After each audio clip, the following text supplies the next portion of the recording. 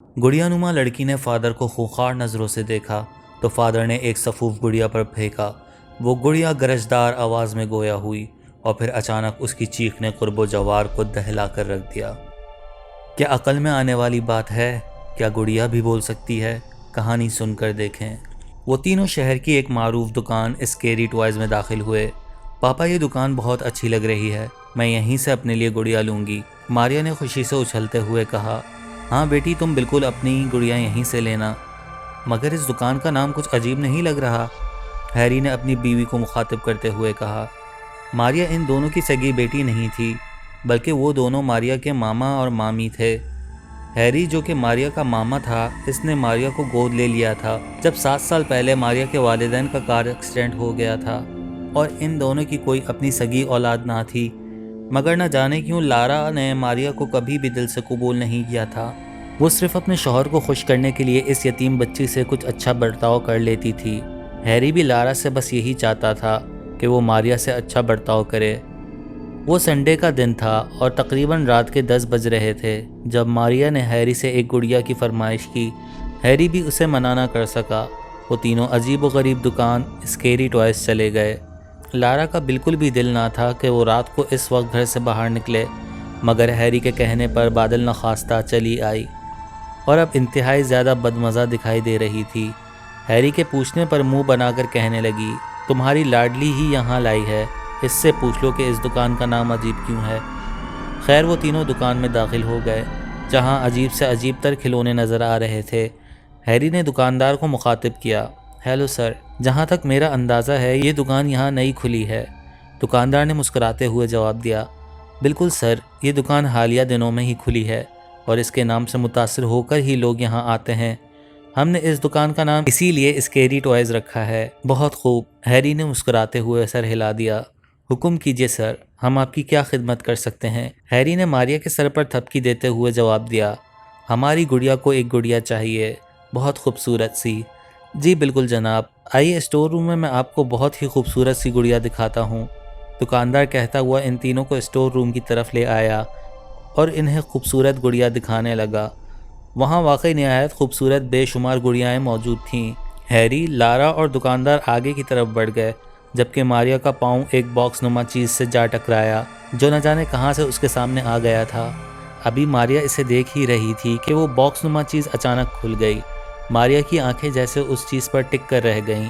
वहाँ सुर्ख लिबास में मौजूद एक खूबसूरत गुड़िया मौजूद थी जिसका ख़त तकरीबन 1 फीट के बराबर था और जिसकी खूबसूरत आंखों में मानो बेतहाशा उदासी मौजूद थी। मारिया, हैरी ने उसे आवाज़ दी और पीछे को चला आया जबकि मारिया मुसलसल गुड़िया को घूरने में मसरूफ़ थी।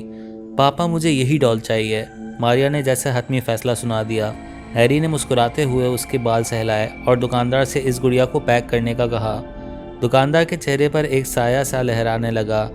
लेकिन सर, इसने मुज़ाहिमत की कोशिश की, लेकिन हैरी दरमियान में बोल पड़ा, लेकिन क्या, हमारी मारिया को बड़ी मुश्किल से चीज़ें पसंद आती हैं, तुम जल्दी से इसे पैक कर दो। दुकानदार ने आहिस्तगी से सर हिलाया और इस गुड़िया को बॉक्स से निकाल कर पैक करने लगा। हैरी ने गुड़िया की कीमत अदा की और वो तीनों घर रवाना हो गए। गाड़ी में बैठते हुए लारा बोल पड़ी, हैरी, वो दुकानदार क्या कहना चाह रहा होगा जब तुमने गुड़िया को पैक करने का कहा? हैरी ने मुज़ाहिका ख़ेज़ अंदाज में कहा, मुझे 100% यकीन है वो ज़्यादा कीमत मांगना चाह रहा था, मैंने उसे कीमत ज़्यादा दी है। घर पहुंचते ही तीनों अपने अपने कमरों में चले गए। हैरी ने मारिया को बोसा दिया और उसके कमरे में छोड़ते हुए लारा के साथ अपने कमरे में आ गया। 11:30 बजे का वक्त था और सब सो चुके थे। अचानक मारिया को अपने पहलू में कोई चीज़ हरकत करती हुई महसूस हुई। उसने लैंप ऑन किया तो देखा गुड़िया उसके पहलू में मौजूद थी। अरे, इसे तो पापा ने टेबल पर रखा था, ये यहाँ कैसे पहुँच गई? मारिया ने खुद कलामी की। अचानक आवाज़ उभरी, तुम मेरी बेस्ट फ्रेंड बन जाओ प्लीज़ मारिया। मारिया ने इधर उधर देखा मगर वहाँ उसके सिवा और कोई नहीं था। मारिया ने गुड़िया को घूरा। हैरतअंगेज़ तौर पर गुड़िया का साइज़ बढ़कर मारिया के जितना हो चुका था।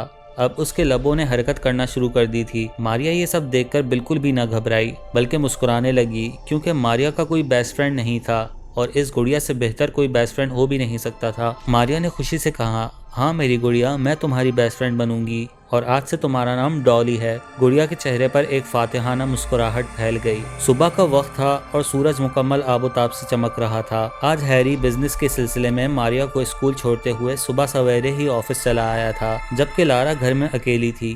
تقریباً 9 بجے کا وقت تھا جب لارا آئینے کے سامنے بیٹھ کر بناؤ سنگھار میں مصروف تھی۔ اچانک اسے آئینے میں سرخ لباس میں ملبوس ماریا جتنی لڑکی دکھائی دی، جس کا چہرہ تاثرات سے عاری اور بہت خوفناک لگ رہا تھا۔ لارا نے فوراً مڑ کر دیکھا لیکن وہاں کوئی موجود نہ تھا۔ اس نے دوبارہ آئینے میں دیکھا مگر وہاں اب اس کے سوا کسی کا عکس نہ تھا۔ اوہ میرے خدایا، لگتا ہے مجھے آرام کی بہت زیادہ ضرورت ہے، لارا نے جیسے خود کلامی کی۔ ہیری شام کو گھر لوٹ آیا تھا اور تینوں مل کر رات کا کھانا کھانے میں مصروف تھے۔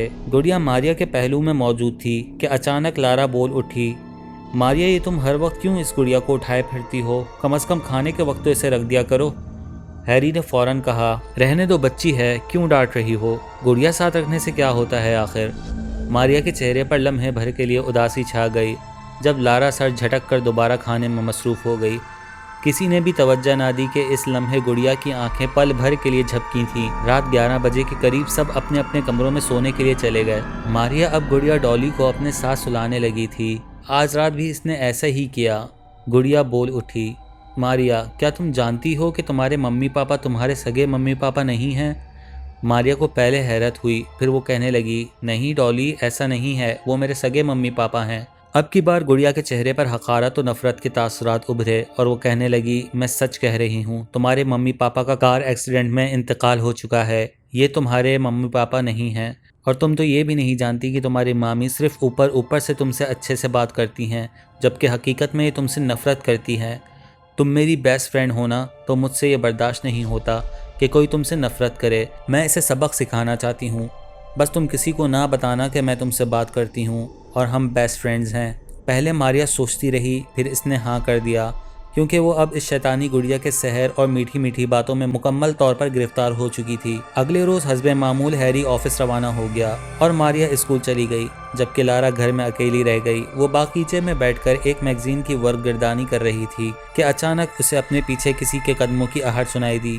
اس نے مڑ کر دیکھا تو سرخ لباس میں ملبوس وہی لڑکی اس کے پیچھے موجود تھی جسے اس نے آئینے میں دیکھا تھا۔ پہلے کی طرح اب بھی اس کے چہرے پر کوئی تاثر نہ تھا اور وہ قدم قدم لارا کی طرف بڑھا رہی تھی۔ لارا کی سٹی گم ہو گئی۔ وہ فوراً کرسی سے اٹھی اور اندر کی طرف بھاگی، لیکن بے سود، لڑکی نے اس کے پاؤں میں پاؤں ڈال کر اسے گرا دیا۔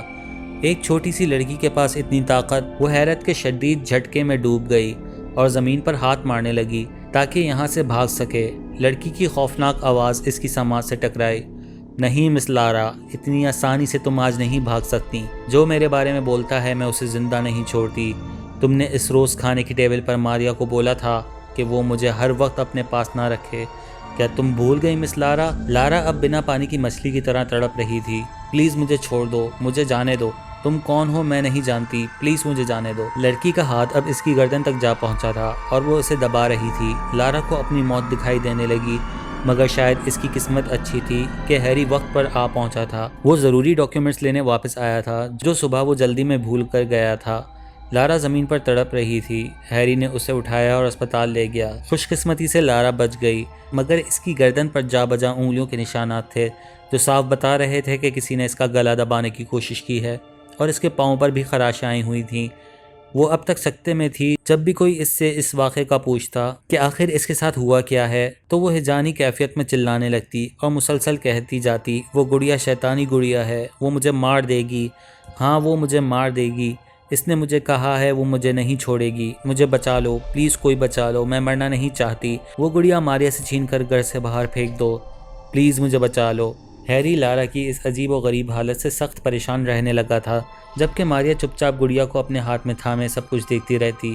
اسے معلوم تھا کہ یہ سب گڑیا نے کیا ہے، مگر وہ خاموش تھی کیونکہ گڑیا اب اس کی بیسٹ فرینڈ بن چکی تھی۔ ڈاکٹر نے اب لارا کو سکون آور ادویات دینا شروع کر دی تھیں کیونکہ ڈاکٹر کے خیال میں لارا کو محض آرام کی ضرورت تھی۔ رات کے وقت لارا اور ہیری پرسکون نیند کے مزے لوٹ رہے تھے کہ اچانک لارا کو محسوس ہوا کہ کوئی اسے بیڈ سے نیچے گھسیٹ رہا ہے۔ یکدم اسے کسی نے بیڈ سے زمین پر مارا۔ اچانک ہیری کی آنکھ آواز سن کر کھل گئی۔ لائٹ آن کرتے ہی ہیری کی آنکھیں پھٹی کی پھٹی رہ گئیں جب اس نے ایک ماریا جتنی سرخ لباس میں ملبوس بچی کو لارا کا پاؤں گھسیٹتے ہوئے دیکھا۔ یہ واقعہ تقریباً 2 ہفتے بعد رونما ہوا تھا۔ دروازہ لاک تھا، پھر یہ بچی کیسے داخل ہوئی؟ کمرے میں بے شمار سوالات ہیری کے ذہن میں دھماکے کر رہے تھے، مگر ابھی لارا کو اس کی گرفت سے آزاد کروانا تھا، جو اسے کمرے سے باہر گھسیٹ کر لیے جا رہی تھی۔ نہ جانے وہ اس کے ساتھ کیا کرنے والی تھی۔ پورے گھر میں لارا کی چیخیں بلند ہو رہی تھیں، جو اس لڑکی کی قید سے آزاد ہونے کے لیے تڑپ رہی تھی۔ جب ہیری کو کچھ سمجھ نہ آیا کہ وہ کیا کرے تو اس نے چند دعائیہ کلمات پڑھنا شروع کر دیے۔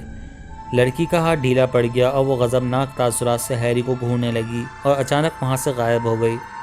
لارا کو بے شمار چوٹیں آئی تھیں اور ان میں سے خون بہہ رہا تھا۔ اب ہیری کو بھی یقین آ چکا تھا کہ لارا درست کہتی تھی، یہ سب کام اس شیطانی گڑیا کا ہے۔ اگلے ہی روز ہیری اپنے ہمراہ چرچ کے فادر کو گھر لے آیا، جس نے گھر میں قدم رکھتے ہی نیگیٹو اسپرٹس کو بھانپ لیا۔ فادر کو ہیری نے تمام کہانی بتا دی تھی۔ اب فادر نے اس گڑیا کو لانے کا کہا تو ہیری نے ماریا کو حکم دیا کہ وہ گڑیا کو لے آئے۔ ماریا کو گڑیا سے بے انتہا محبت تھی، مگر وہ ہیری کی نافرمانی بھی نہ کر سکتی تھی اور گھر کے تمام حالات سے بھی باخبر تھی، اس لیے وہ گڑیا کو ہمراہ لے آئی۔ اب فادر نے گڑیا کو سامنے رکھ کر چند دعائیہ کلمات بآواز بلند پڑھنا شروع کر دیے۔ کچھ دیر بعد گڑیا کا سائز بڑھنے لگا اور اس نے سرخ لباس والی لڑکی کی شکل اختیار کر لی۔ ماریا نے صرف گڑیا کو بولتے سنا تھا، مگر گڑیا کا یہ روپ نہ دیکھا تھا۔ وہ بھی حیران و پریشان یہ سب دیکھنے لگی۔ فادر نے گرجدار آواز میں حکم دیا، کیوں ان لوگوں کو پریشان کر رہی ہو؟ چلی جاؤ یہاں سے، لڑکی یہ دنیا تیری نہیں ہے، چلی جا ورنہ انجام بہت برا ہوگا۔ گڑیا نما لڑکی نے غضبناک ہو کر فادر کو دیکھا اور ابھی حملہ کرنے ہی والی تھی کہ فادر نے ایک سفوف نما چیز اس پر پھینکی اور لڑکی نے دردناک چیخ بلند کی۔ اس کے ساتھ ہی وہ غائب ہو گئی۔ فادر نے ہیری کو یقین دلایا کہ اب وہ لوٹ کر نہیں آئے گی، مگر وہ اسی دنیا میں رہے گی، انسانوں کے درمیان، کیونکہ اس کی روح اس دنیا میں رہ گئی ہے اور اب اس کا شکار کوئی اور ہوگا۔